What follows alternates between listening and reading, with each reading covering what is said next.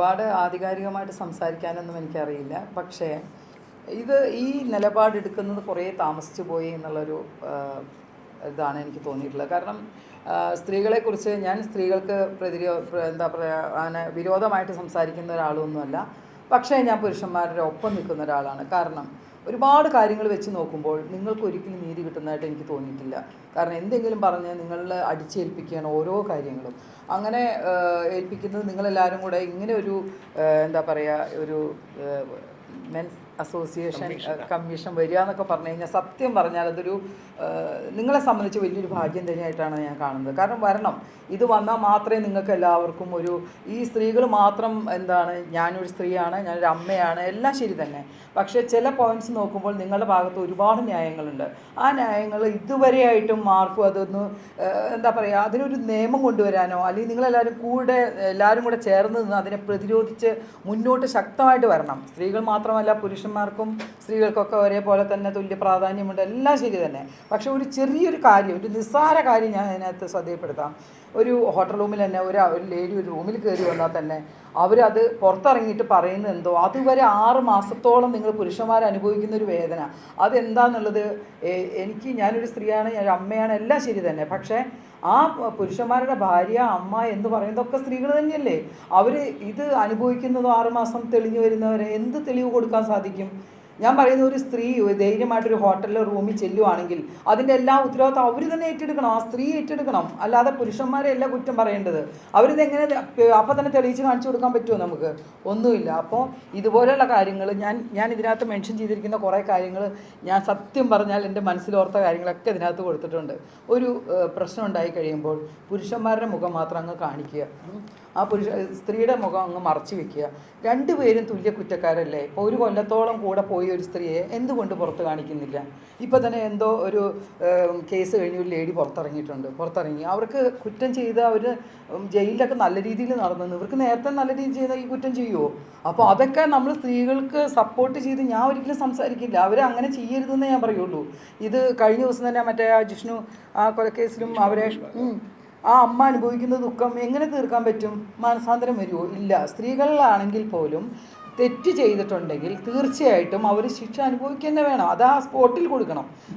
ഞാൻ 20 വർഷം ഒരു കേസ് നടത്തി ജയിച്ച ആളാണ് ഞാൻ. 20 വർഷം. ഈ 20 വർഷം എന്ന് പറയുമ്പോൾ ഞാൻ എത്രത്തോളം ആ 20 വർഷം എൻ്റെ നല്ല സമയം ഞാൻ എത്ര ബുദ്ധിമുട്ടിയിട്ടുണ്ട്, എത്ര സഹിച്ചിട്ടുണ്ട്, എൻ്റെ ഫാമിലി സഹിച്ചിട്ടുണ്ട്. അപ്പോൾ ഈ 20 വർഷത്തോളം കൊണ്ടുപോകാതെ നിങ്ങൾ ശരിക്കും ശക്തമായിട്ട് നിങ്ങൾ പുരുഷന്മാർ തന്നെയാണ് മുന്നോട്ട് വരേണ്ടത്. ഞാൻ എന്നും പറയും, എൻ്റെ പേഴ്സണലായിട്ടൊരു അഭിപ്രായമാണ്, എന്തൊക്കെ പറഞ്ഞാലും ഞാൻ പുരുഷന്മാർക്ക് എന്നെക്കാൾ കുറച്ച് മുകളിൽ സ്ഥാനം എന്നും കൊടുത്തിട്ടുള്ളൂ. ഈ ജീവിതാവസാനം വരെ ഞാൻ കൊടുക്കുകയുള്ളൂ.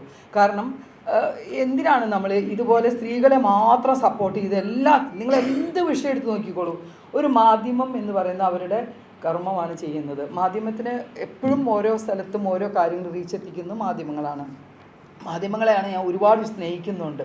കാരണം അവർ വഴിയാണ് ഞങ്ങളെ ആണെങ്കിലും, ഞങ്ങൾ സിനിമയിൽ അഭിനയിക്കുന്ന ആൾക്കാരാണ്, എന്ത് കാര്യങ്ങളുണ്ടെങ്കിലും നിങ്ങളാണ് ഏറ്റവും കൂടുതൽ ജനങ്ങളിലേക്ക് റീച്ചെത്തിക്കുന്നത്.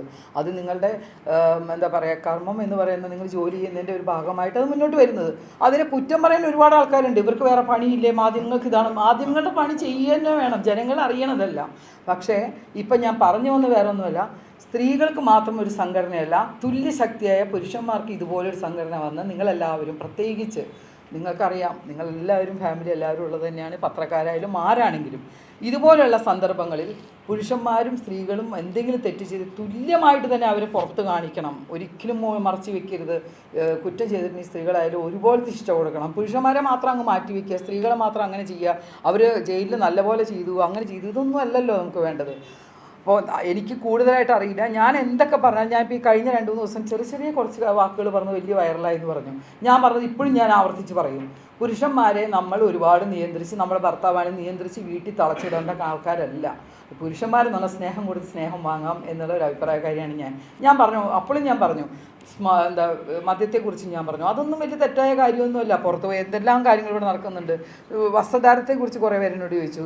സ്ത്രീകൾ, ഞാനൊരു സ്ത്രീയാണ്, ഞാൻ ഇടുന്ന ഡ്രസ്സ് എൻ്റെ ഇഷ്ടത്തിനുള്ള ഡ്രസ്സാണ് ഞാൻ ഇടുന്നത്. അതെൻ്റെ വ്യക്തിപരമായ കാര്യമാണ്. ഇഷ്ടമുണ്ടെങ്കിൽ സ്വീകരിക്കാൻ, ഇഷ്ടമില്ലാത്തവർ പലതും പറയും. നമ്മളെല്ലാത്തിനും പുറകെ നല്ലത് മാത്രം നമുക്ക് ചെയ്തുകൊണ്ട് നടക്കാൻ പറ്റുമോ? സിനിമയിൽ കാണുന്നത് മുഴുവൻ ജീവിതത്തിലേക്ക് പകർത്തുക എന്ന് പറയേണ്ടത് എന്താ? നല്ലത് പകർത്തിയാൽ പോരെ. ഇതിനെ ചീത്ത മാത്രം പകർത്തുന്നത് സിനിമയെ കുറ്റം പറയേണ്ട കാര്യമേ ഇല്ല. നമ്മൾ ചെയ്യുന്നതല്ല അതുപോലെയാണ് എന്തെല്ലാം കാര്യങ്ങൾ നമുക്ക് ചെയ്യാൻ സാധിക്കും. വസ്ത്രധാരണത്തെക്കുറിച്ച് പറഞ്ഞു, ഞാൻ ഇപ്പോഴും പറയുന്നു ഒരു കാര്യം ചെയ്യാം. നമുക്ക് വസ്ത്രധാരണം തെറ്റായ രീതിയിലാണ് നടക്കുന്നുണ്ടെങ്കിൽ നമ്മൾ ആദ്യം ചെയ്യേണ്ടത് എന്താണ്? കേരളത്തിൽ വരുന്ന വിദേശ വനിതകളെ ആദ്യം കേരള സാരി ഉടുത്തിട്ട് പുറത്തേക്ക് ഇറക്കുക. എന്താ ചെയ്യാത്തത്? എന്താ ഈ വിദേശ വനിതകളൊക്കെ ഇതുപോലെ ചെറിയ ഡ്രസ്സൊക്കെ ഇട്ട് വരുമ്പോൾ എല്ലാവരും കണ്ട് ആസ്വദിച്ച് നിൽക്കുന്നുണ്ടല്ലോ. എന്തുകൊണ്ട്? അതിനാർക്കും ഒന്നും പറയാനില്ലേ? അത് ശരിയാണോ? അങ്ങനെയാണെങ്കിൽ ആദ്യം അതൊക്കെയല്ലേ നിർത്തേണ്ടത്. ഒരു കേരള സാരി ഉടുപ്പിച്ചിട്ട് എയർപോർട്ടിൽ നിന്ന് ഇറങ്ങുമ്പോൾ കേരള സാരി ഉടുപ്പിച്ചിട്ട് ഇറങ്ങണമെന്നേ. എന്താ പറ്റാത്തത്? അപ്പോൾ അതൊന്നും കുഴപ്പമില്ല. ഇനി ഒരു കാര്യം കൂടി ഞാൻ നിങ്ങളുടെ ശ്രദ്ധയപ്പെടുത്താം. കാരണം ഞാൻ പറഞ്ഞില്ലേ, എനിക്കിപ്പോൾ രാഹുലിനെ പോലെ ഒന്നും ഭയങ്കരമായിട്ട് പ്രസംഗിച്ച് പരിചയമൊന്നുള്ള ആളൊന്നുമല്ല. ഒരു കാര്യം ഞാൻ നിങ്ങളുടെ ശ്രദ്ധയപ്പെടുത്താം. നമ്മളെ തിരുവനന്തപുരം പറഞ്ഞ തലസ്ഥാനമല്ലേ? താങ്കളും തിരുവനന്തപുരത്തുകാരനാണ്. നമ്മളിവിടെ ശംഖുമുഖം കടപ്പുറത്ത് എല്ലാവരും പോയിട്ടുണ്ടാവും അല്ലേ? പോയിട്ടില്ലേ? അവിടെ ഒരു സ്ത്രീയെ ഇങ്ങനെ കിടത്തിയിട്ടുണ്ട് അല്ലേ? ഒരു തുണി അതിനിടാൻ ആർക്കെങ്കിലും പറ്റുമോ? ഒരു എന്തെങ്കിലും ഇത് ഇട്ട് കൊടുക്കാൻ പറ്റുമോ? ഇല്ലല്ലോ. എന്തുകൊണ്ട്? നിങ്ങളെല്ലാവരും പോയി കാണുന്നില്ലേ? അതൊരു സ്ത്രീയല്ലേ? അപ്പോൾ അതുപോലെയുള്ള കാര്യങ്ങളൊക്കെ നമ്മുടെ ഇവിടെ നടക്കുന്നുണ്ട്.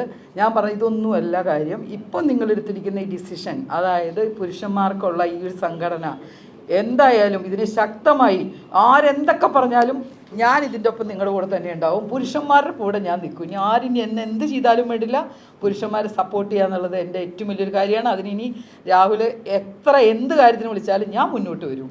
കാരണം നമുക്ക് ആവശ്യമുള്ള കാര്യമാണത്. അതുകൊണ്ടാണ് ചോദിച്ചപ്പോൾ തന്നെ ഞാൻ പറഞ്ഞു ഞാൻ വരും കേട്ടോ, ഞാൻ വരാതിരിക്കില്ല. കാരണം എല്ലാ ഇൻ്റർവ്യൂവിലും ഞാൻ നിങ്ങൾക്ക് എപ്പോഴും പ്രാധാന്യം കൊടുത്തിട്ടുണ്ട്. ഞാൻ പുരുഷന്മാരെ ഒരിക്കലും കുറ്റം പറയില്ല. അതുകൊണ്ട് ഈ ഒരു സംഘടനയ്ക്ക് ഞാൻ എല്ലാവിധ ഐശ്വര്യവും ഇത് മുന്നോട്ട് വളരെ ശക്തമായി നിങ്ങൾക്ക് നേടിയെടുക്കാവുന്ന എല്ലാ കാര്യങ്ങളും നിങ്ങൾക്ക് നേടിയെടുക്കാൻ സാധിക്കട്ടെ എന്ന് ഞാൻ ദൈവത്തിനോട് പ്രാർത്ഥിക്കുന്നു. നിങ്ങൾക്ക് എല്ലാവർക്കും നല്ല തരട്ടെ. നമസ്കാരം. കേരള സംസ്ഥാന പുരുഷ കമ്മീഷൻ ബിൽ 2025 എന്നാണ് ഇതിൻ്റെ പേര്. ആ സ്വകാര്യ ബില്ല് പൂർത്തിയായി സ്പീക്കറുടെ അനുമതിക്ക് MLA ശ്രീ എൽദോസ് സമർപ്പിച്ചിട്ടുണ്ട്. സ്പീക്കറുടെയും നിയമവകുപ്പിൻ്റെയും അനുമതി വരും ദിവസങ്ങളിൽ ലഭിക്കും. ജനുവരി 30 മുതൽ കേരളത്തിലുടനീളം AKMA പോലുള്ള ഒരുപാട് പുരുഷൻ്റെ അവകാശങ്ങൾ ഉയർത്തിപ്പിടിക്കുന്ന കൂട്ടായ്മകളുമായി പ്രമുഖ സംഘടനകളുമായി സഹകരിച്ച് ഒരു ക്യാമ്പയിൻ ആരംഭിക്കുന്നുണ്ട്. ജസ്റ്റ് അതിൻ്റെ ഒരു ഇൻട്രൊഡക്ഷൻ കഴിഞ്ഞ് മാഡത്തിലേക്ക് നമുക്ക് വരാം. ഇത് തന്നെ നിങ്ങൾ ശ്രദ്ധിക്കേണ്ട ഒരു കാര്യം, പലപ്പോഴും മാധ്യമങ്ങളിലെ ചെറിയൊരു വിഭാഗമോ അല്ലെങ്കിൽ വലിയൊരു വിഭാഗമോ ഞങ്ങളൊക്കെ സ്ത്രീവിരുദ്ധരാണ്, സ്ത്രീകളുടെ അവകാശങ്ങൾ അംഗീകരിക്കാത്തവരാണ് എന്ന് കരുതുന്നവരുണ്ട്. അങ്ങനെയല്ല. ഈ പുരുഷ കമ്മീഷൻ ബില്ലിലും അത് വെറുതെ പറച്ചിലല്ല, മീഡിയയെ പറയുമ്പോൾ മാത്രമല്ല, പുരുഷ കമ്മീഷൻ ബില്ലിലെ ആദ്യ വരി ആദ്യ വരി തന്നെ സ്ത്രീകൾക്കാണോ പുരുഷന്മാർക്കാണോ സമൂഹത്തിൽ കൂടുതൽ ലിംഗാധിഷ്ഠിതമായ പ്രശ്നങ്ങൾ അനുഭവിക്കേണ്ടി വരിക എന്ന് നമ്മൾ ആത്മാർത്ഥമായി ചിന്തിച്ചാൽ അത് സ്ത്രീകൾക്ക് തന്നെയാണ് എന്ന് നിസ്സംശയം പറയാം എന്ന് പറഞ്ഞുകൊണ്ടാണ്. എല്ലാ കണക്കുകളും എല്ലാ പഠനങ്ങളും അതുതന്നെയാണ് തെളിയിക്കുന്നത്. എന്നാൽ അതോടൊപ്പം പുരുഷന്മാർക്കും പ്രശ്നങ്ങൾ ഉണ്ടാകുന്നുണ്ട്, വ്യാജ കേസുകൾ ഉണ്ടാകുന്നുണ്ട്, ഒരുപാട് പ്രതിസന്ധികൾ നേരിടുന്നുണ്ട്. അതിനെ സപ്പോർട്ട് ചെയ്യാനാണ് വനിതാ കമ്മീഷൻ മാതൃകയിൽ, യുവജന കമ്മീഷൻ മാതൃകയിൽ നമ്മളൊരു പുരുഷ കമ്മീഷൻ റിക്വസ്റ്റ് ചെയ്യുന്നത്. ബഹുമാനപ്പെട്ട സുപ്രീം കോടതിയിൽ ഈ സബ്മിഷൻ ഉന്നയിച്ചിട്ടുണ്ട്. ഇന്ത്യൻ പാർലമെൻറ്റിൽ ഒരുപാടൊന്നുമില്ല, ഒരു ചോദ്യം ചോദിപ്പിക്കാൻ കഴിഞ്ഞിട്ടുണ്ട്.